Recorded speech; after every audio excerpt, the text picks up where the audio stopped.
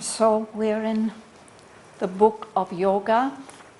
We completed the first canto, and last week we looked at the first part of Canto 2, the parable of the search for the soul.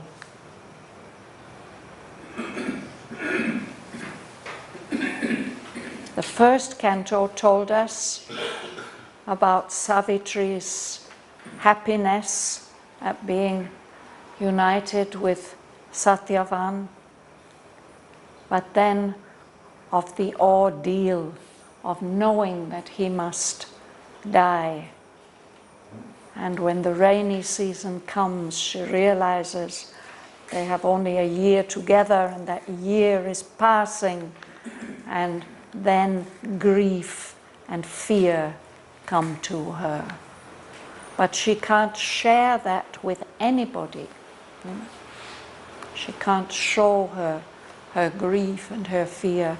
She just has to go on as if everything is all right. But in the night, she sits awake when Shraddhavan is sleeping. And in that dark night, at the end of the rainy season,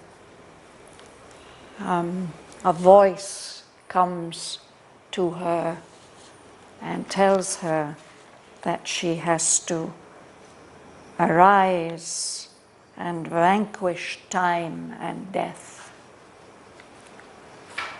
But Savitri's human heart is reluctant, it resists. It says, why do I have to do this? But eventually that voice convinces her, and her soul answers and says, command, for I am here to do thy will. So I'm going to read on from there, from line 86. First of all, what does the voice tell her?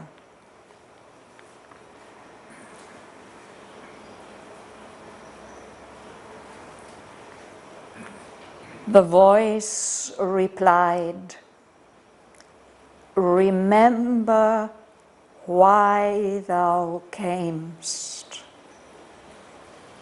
Find out thy soul. Recover thy hid self. In silence, seek God's meaning in thy depths. Then mortal nature change to the divine. Open God's door. Enter into his trance. Cast thought from thee, that nimble ape of light. In his tremendous hush, stilling thy brain, his vast truth wake within, and know and see. Cast from thee sense that veils thy spirit's sight.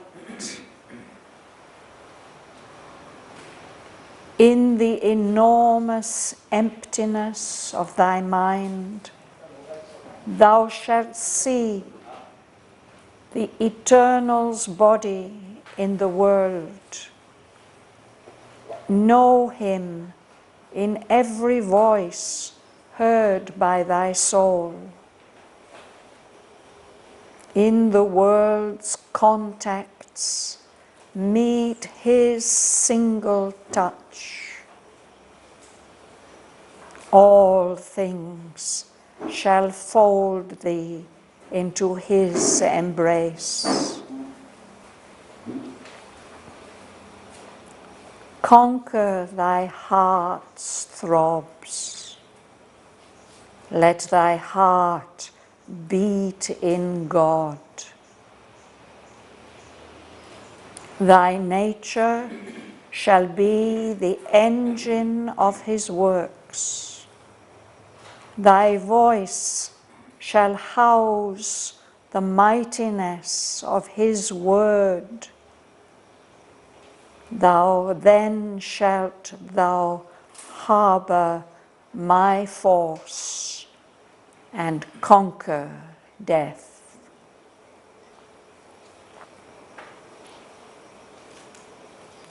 Then Savitri by her doomed husband sat, still rigid in her golden motionless pose, a statue of the fire of the inner sun.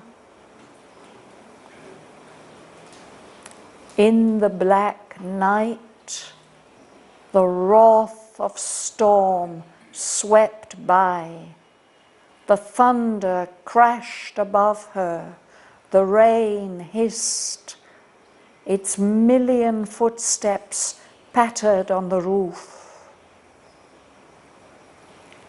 Impassive mid the movement and the cry, witness of the thoughts of mind, the moods of life, she looked into herself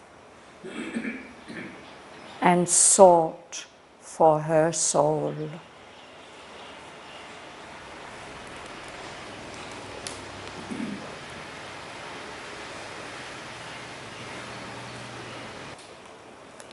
Dhanalakshmi? Yes. You will begin. The voice replied, remember why thou camest. Find out thy soul, recover thy hid self. In silence, seek God's meaning in thy depths. Then mortal nature change to the divine. Yes. So this is the command of that highest part of Savitri's being, coming to her human part and telling her that it is time to wake up and prepare yourself for this mission that you have come for. And it says, remember why thou camest. Remember why you came, why you left your wonderful heavens and came here to live as a human being on earth. Remember why you came. And in a way, that's, of course, this is the command of the higher being to Savitri, but it's a command to all of us. We should all of us be trying to remember why we are here and where we have come from. We should be trying to find out our soul and to find back our true self, which is hidden to us at the moment. The voice tells her, recover thy hid self. Find back that self, your true self, which is hidden from your surface consciousness. It tells her that to do that, she needs to be in silence. She has to look into her silent depths. In silence, seek God's meaning in thy depths, in the deep parts of yourself. We are always living on the surface. We don't often go into those deeper parts. But we should practice going deeper and deeper and deeper until we can come in touch with our hid self and discover what is God's meaning, what is God's purpose. He has a different purpose for each of us. Each of us has a unique mission to fulfill. We are here for something. We came for something. So in silence we can look within and find out why we are here. And when we have found out what is God's meaning in our depths, then we'll be able to change this mortal nature, this ordinary human nature. We'll be able to change it into the divine nature.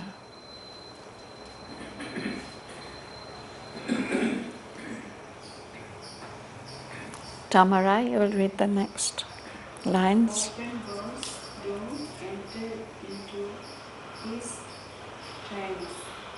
Once down from that temple of light.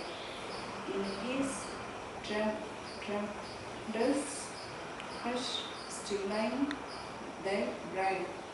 His vast truth where between unknown unseen. Yes. So how is she going to do that, to find God's meaning in her depths? The voice tells her you have to open the door, and you have to enter into that trance state. You have to get rid of thought. We are always focused in our surface mind. We are dominated by thought. But the voice tells her that this thinking that's going on all the time, it's just a nimble ape. It's a monkey who's always leaping about. No?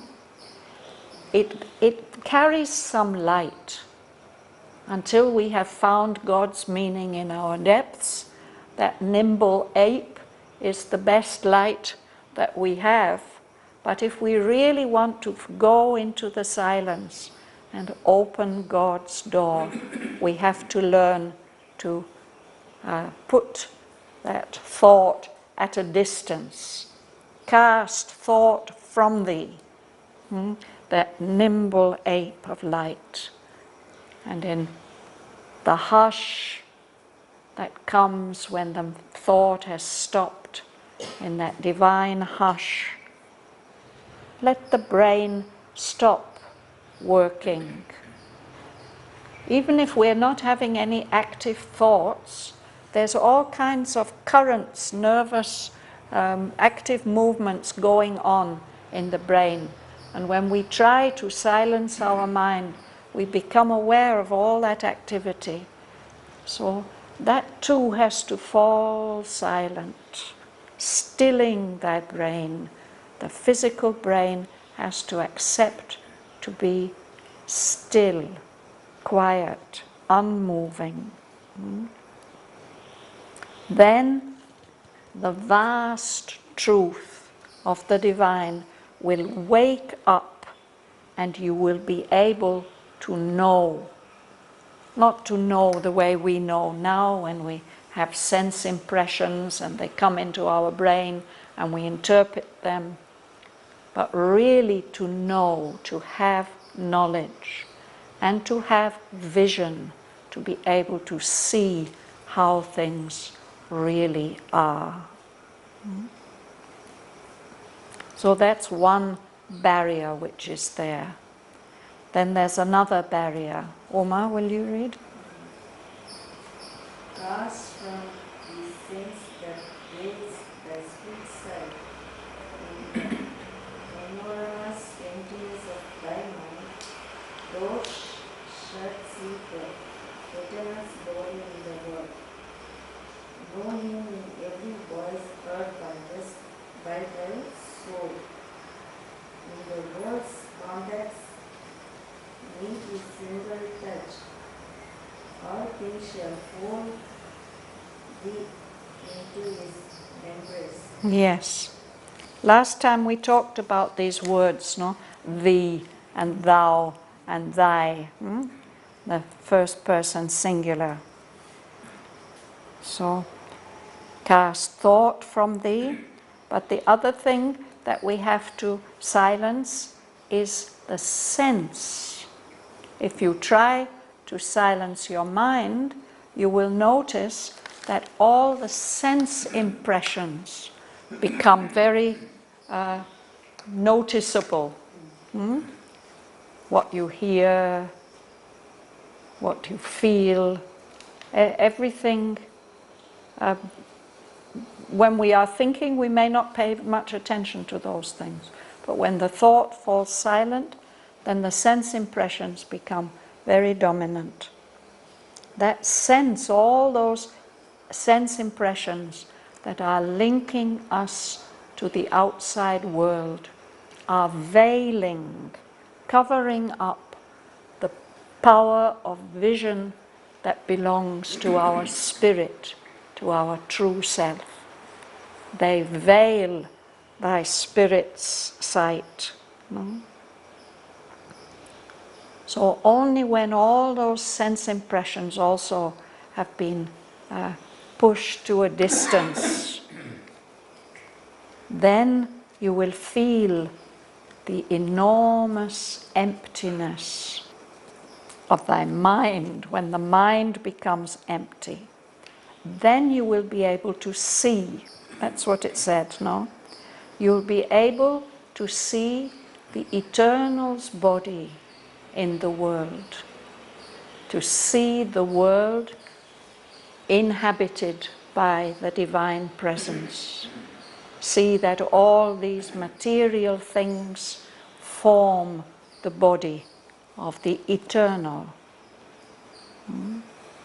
And you will be able to know and hear the Eternal speaking to you in every voice that your soul hears.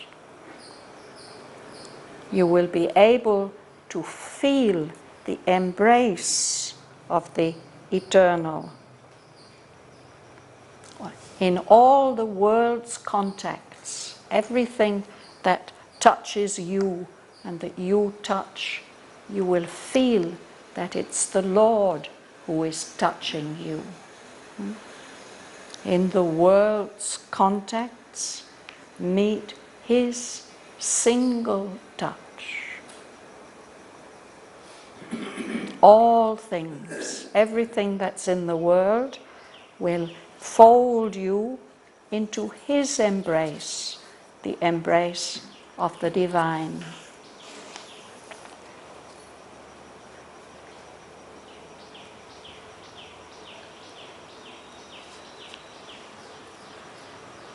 If we had this experience and could live in this consciousness, then we'd be yogis. No? We would be seeing and experiencing the world very, very differently from the way we do now. We would be experiencing it from our soul, not from our surface personality. Yes? This voice of the capital letter belongs to your soul or God?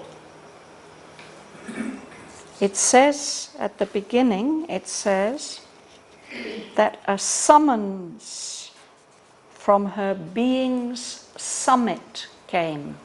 So your summit is the very highest level of your own being.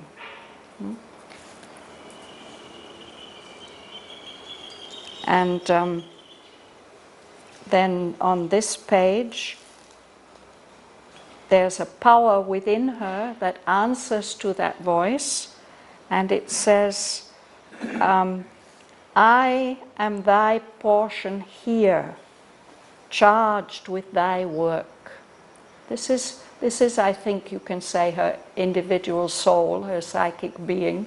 It says a power within her answered that still voice, and it says, I'm your portion here, I'm doing your work here, and you are myself seated forever above.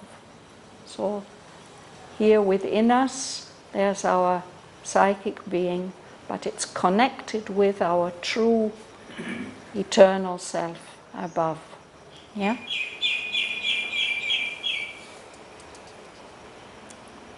So that is the voice which is speaking to her and reminding her that she has come into the human world for a purpose. And in order to fulfill that mission, she has to find her individual soul. And that's the first part of Savitri's yoga. We'll be following the course of Savitri's yoga for quite some weeks and months now. This is where it's beginning, with this summons from above. So what is the last sentence that this voice speaks to her, Alice? Conquer thy heart's throbs. Let thy heart beat in God. Thy nature shall be the engine of his works. Thy voice shall house the mightiness of his word. Then shalt thou harbor my force and conquer death. Yes. So to conquer, it means to win a victory. If you're in a fight, in a battle, you have to win, you have to conquer. So the voice tells her one thing that she has to overcome, she has to win a victory over, is the throbs of her heart. Of course, the throbs of our heart, in a physical sense, that's what keeps us, our body, our physical body alive. No? It keeps the blood circulating and the oxygen circulating. But we also associate the heart, it's with the seat of our emotions, our feelings. And that is Savitri's problem at the moment. She's feeling all this grief and pain and fear, all this, and this passionate need to be with Satyavan all the time. So the voice tells her, you have to become the master of your emotions, and you should feel that your heart is beating within the divine. When you have done all this, your human nature will be like the engine driving his works. What the divine wants to do in the world, you will be the motive force that's getting that work done. And your voice will house the mightiness of his word. Savitri, of course, represents the power of the divine word. But this, now she's being told, you will be able to speak. You will be able to speak the divine truth. You will have all the power to say what is necessary. And that's what we see later on when there's this debate with death. Savitri has the power to say the right thing, to speak the truth that saves. So the voice from the summit of her very being says, then you will harbor my force. All that high force of the Supreme Mother, you will be able to hold it within you, and you will be able to conquer death, to overcome death. This is the promise that's made to her.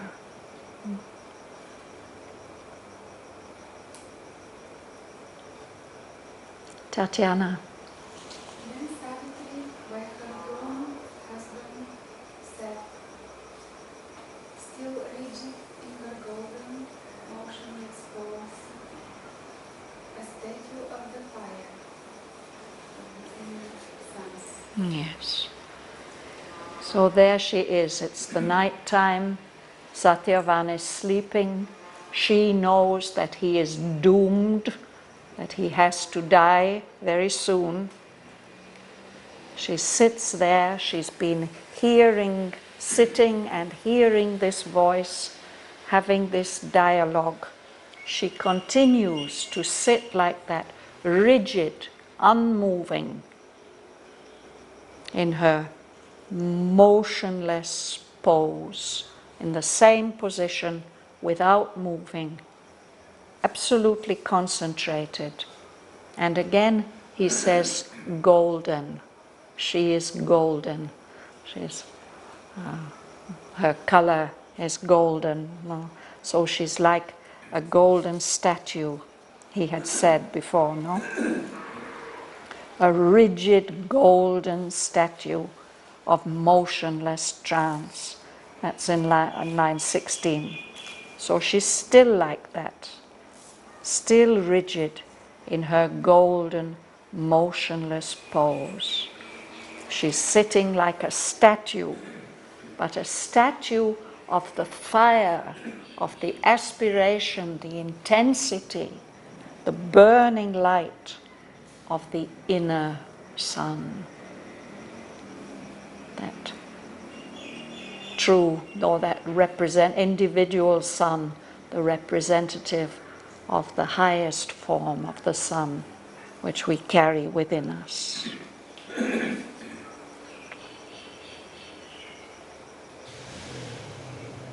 Will you read it, please? Yes. In the black night, the red of storm swept by. The thunder crashed above her. The rain hissed. Its million footsteps pattered on the roof. Thank you. So Aurobindo is reminding us, as he often does, what time of day it is and what season of the year.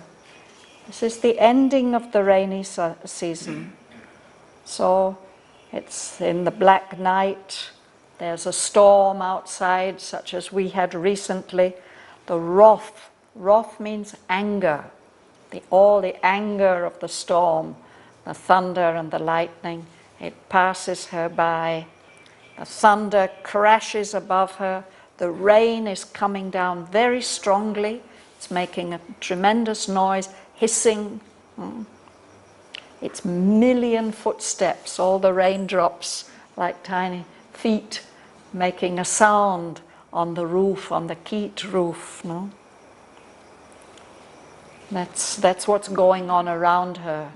But she is concentrated, motionless. She's not paying any attention to all that. She's concentrated within. Mahalingam. Impassive with the movement and the cry. Witness all the thoughts of mind, the moods of life. Look into herself and sought for her soul. Yes. So impassive. She's not reacting to the thunder and the lightning. One might be shocked and disturbed in one's meditation by those loud noises and the rain coming down. But she's impassive. She doesn't move. She's still very calm in the middle of this movement and this noise, this cry. She's witnessing, she's looking at the thoughts of the mind and the moods of life, the emotions and feelings that come.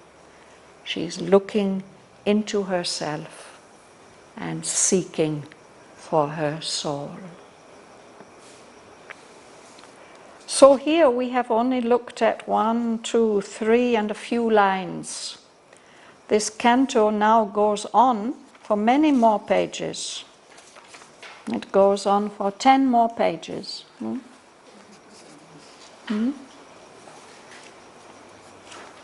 And this next part, I think it's 2 or 3 sections, two longish sections.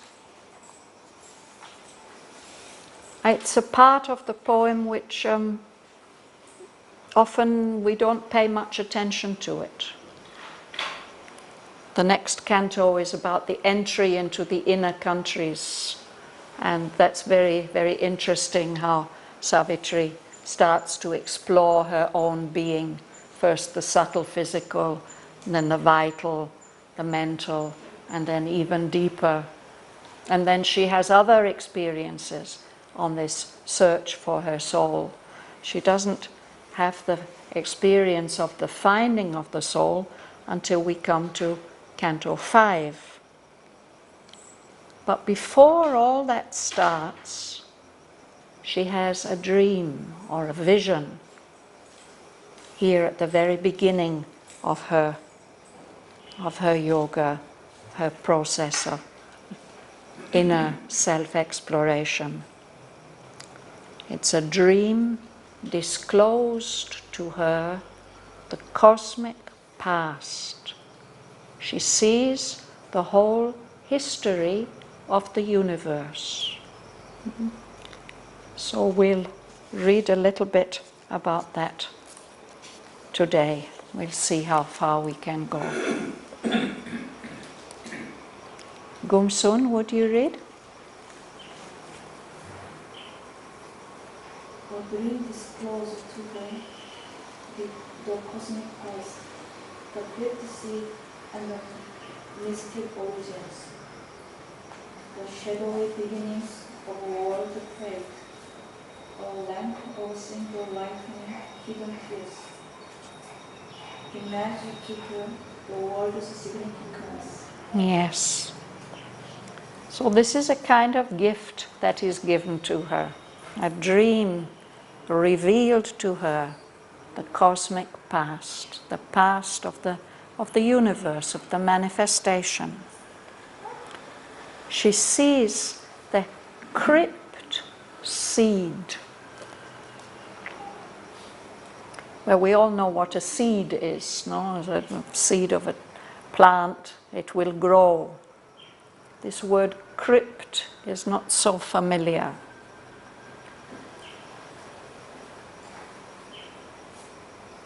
A crypt is a deep, secret place. And it's also often a sacred place. It's a place in the foundations of a church or a temple where perhaps some relics are there. Something is kept there which has power. So the huge church may be built on top, but the seat of its power is hidden in the foundations, in the crypt. And the word also has the meaning of mysterious.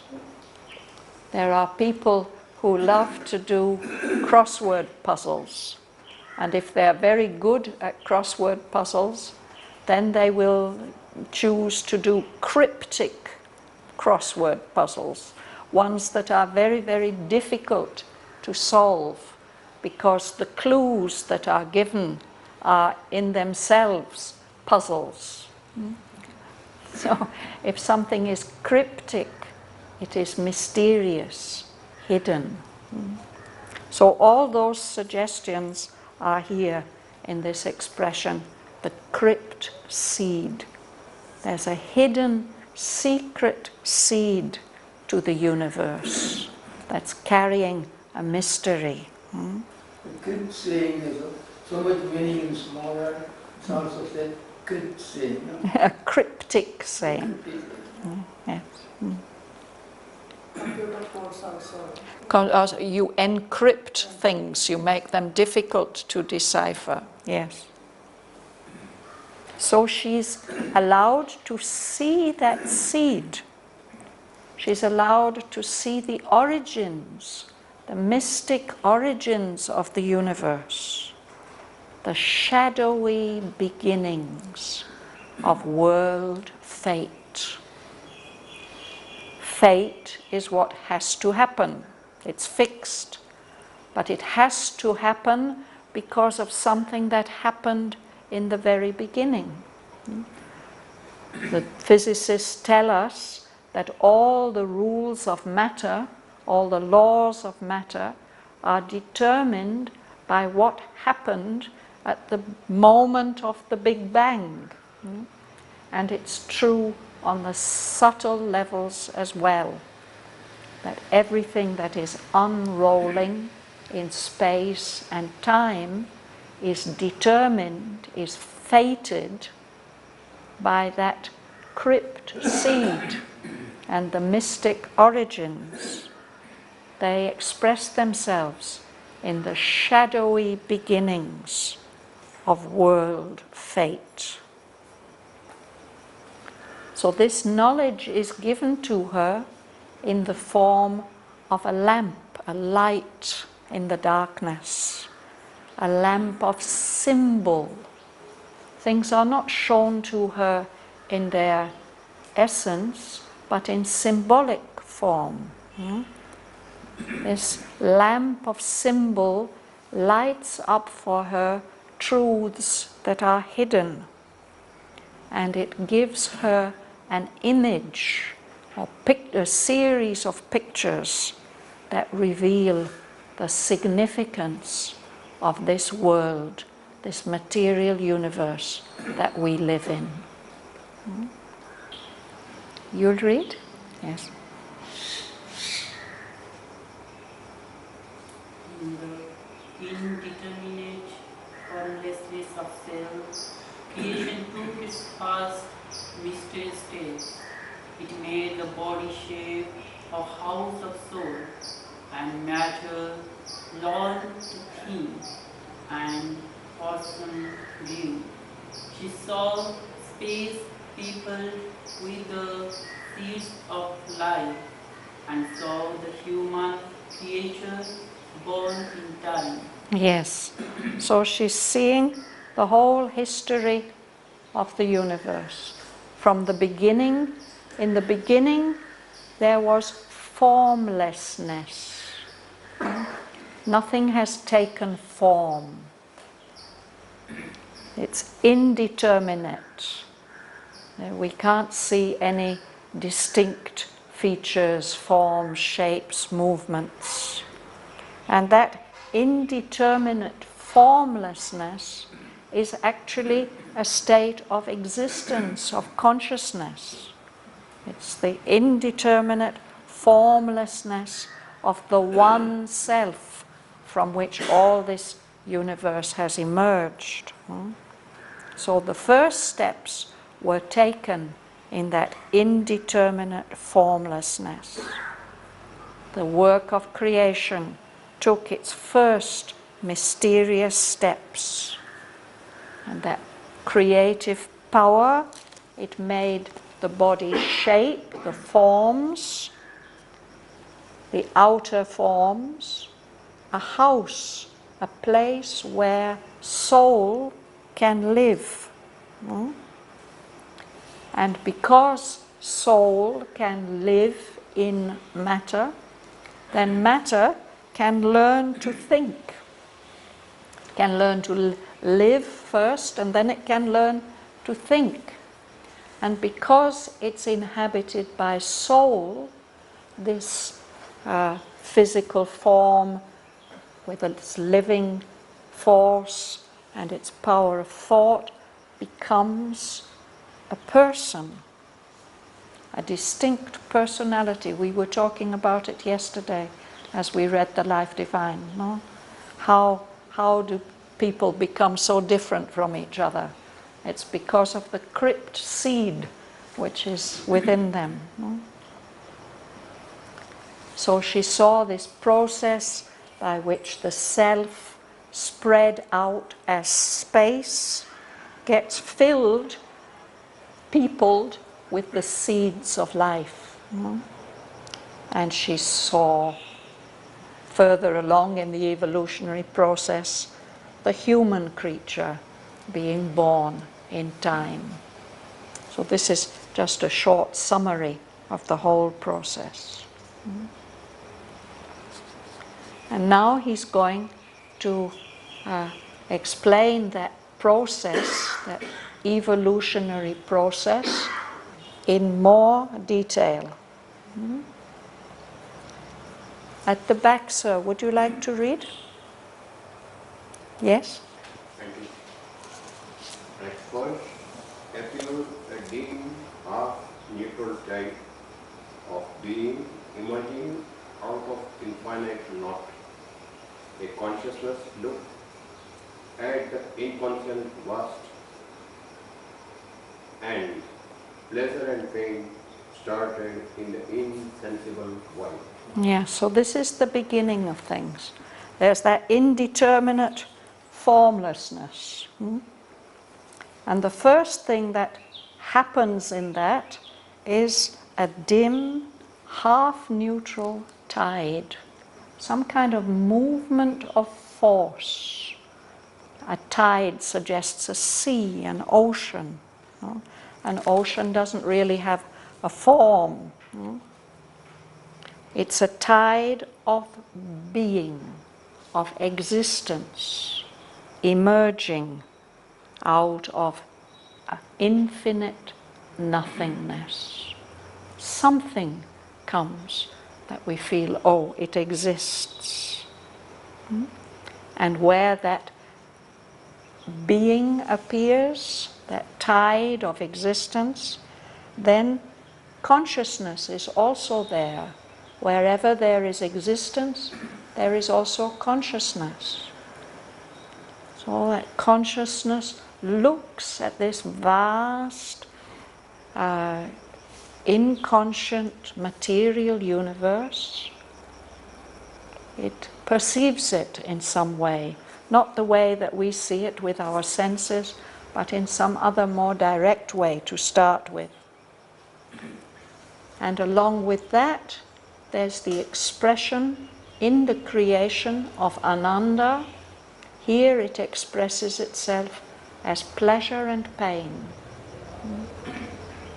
So in the very beginnings, there's this movement of attraction and repulsion, of liking and disliking.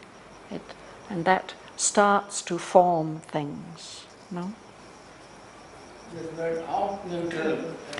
I don't know how to explain this except to say that it's poetry, and so it, like the crypt seed, it is something suggestive. It's neutral, doesn't have any qualities. Something is half neutral. It's almost neutral. Maybe there's some quality to it. At least there's the sense of existence is there. No?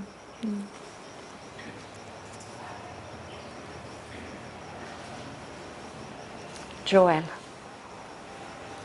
All was the deed of a blind world energy. Unconscious of her own exploits, she worked, shaping a universe out of the inane. Thank you.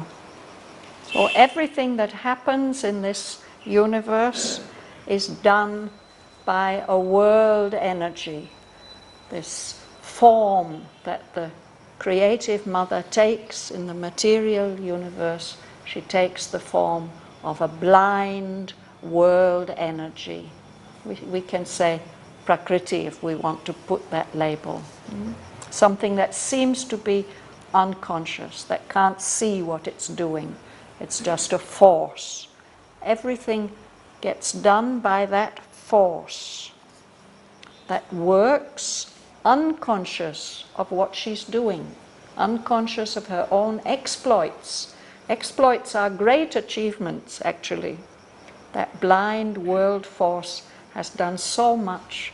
She's created all the marvels of the many, many different forms of matter, and then even she's allowed life to emerge, mind to emerge. But she's not aware of that.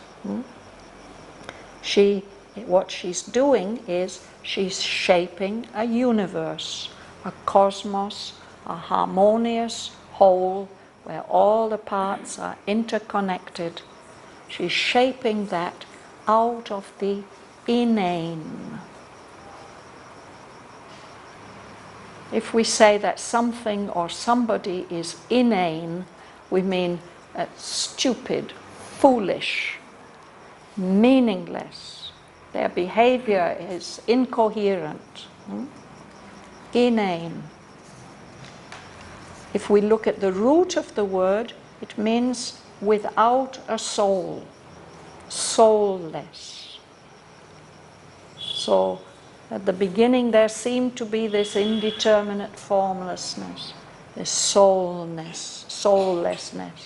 She creates a universe where soul can emerge.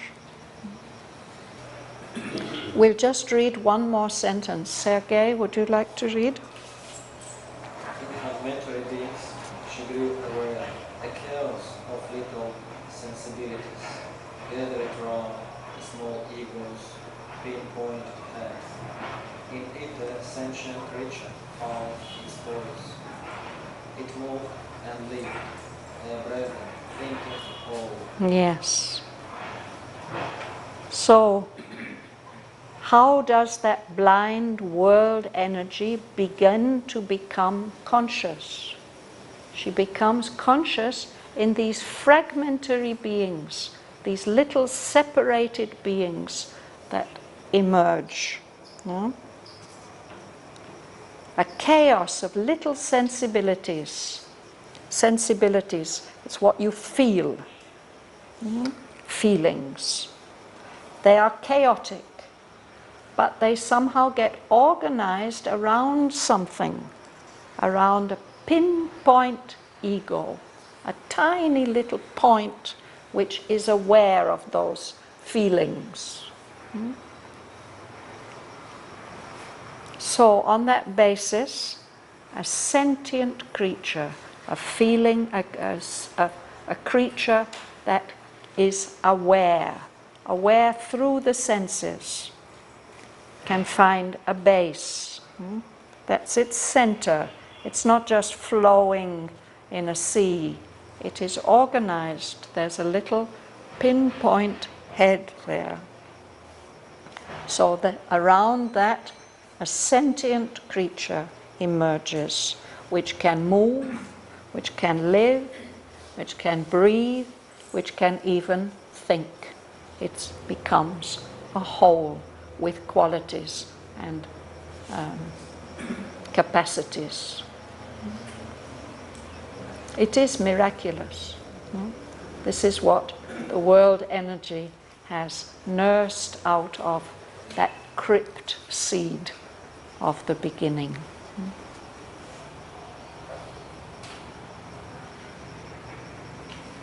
So shall we go back to where we started, to line 86, and we can read these lines together.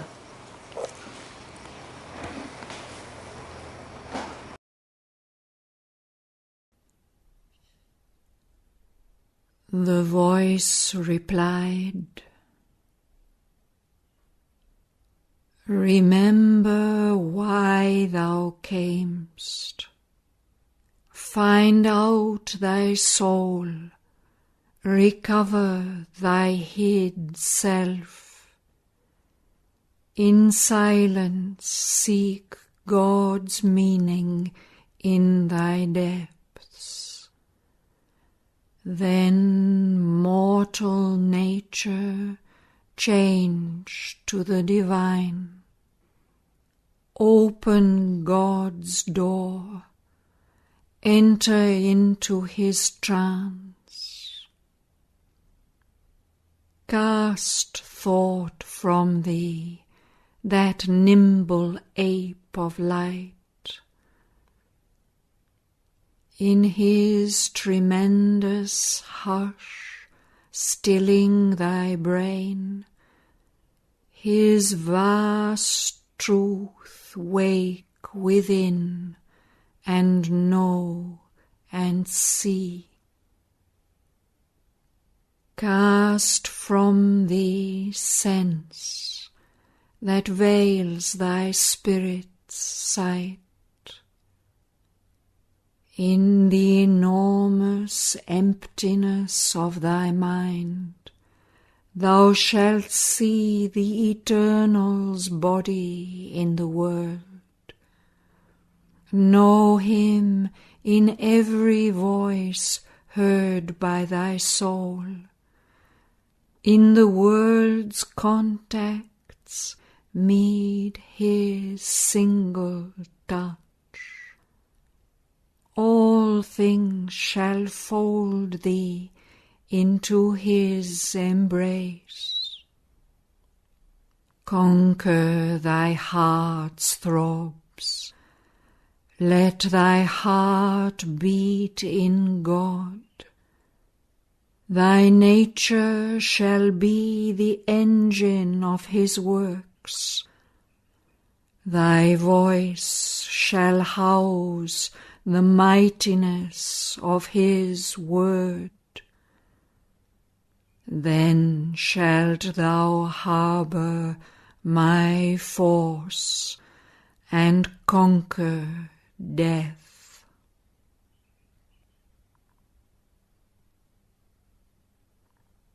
Then Savitri by her doomed husband sat, still rigid in her golden motionless pose, a statue of the fire of the inner sun.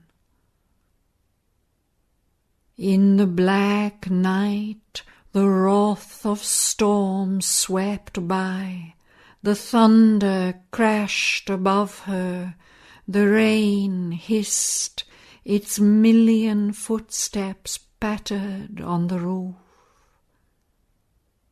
Impassive mid the movement and the cry, witness of the thoughts of mind, the moods of life, she looked into herself and sought for her soul.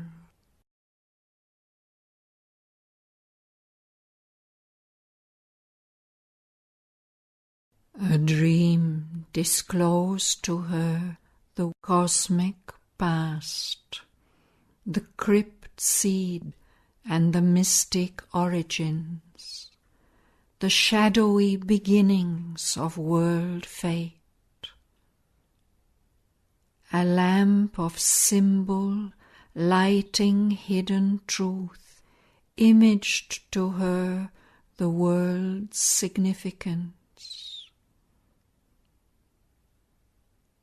In the indeterminate formlessness of self, creation took its first mysterious steps. It made the body shape a house of soul, and matter learned to think, and person grew. She saw space peopled with the seeds of life, and saw the human creature born in time. At first appeared a dim, half-neutral tide of being emerging out of infinite naught. A consciousness looked at the inconscient vast, and pleasure and pain stirred in the insensible void.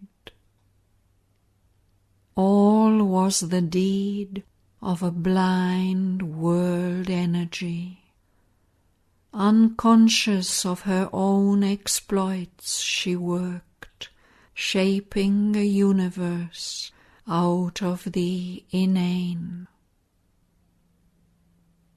In fragmentary beings she grew aware, a chaos of little sensibilities gathered round a small ego's pinpoint head. In it a sentient creature found its poise. It moved and lived, a breathing, thinking whole.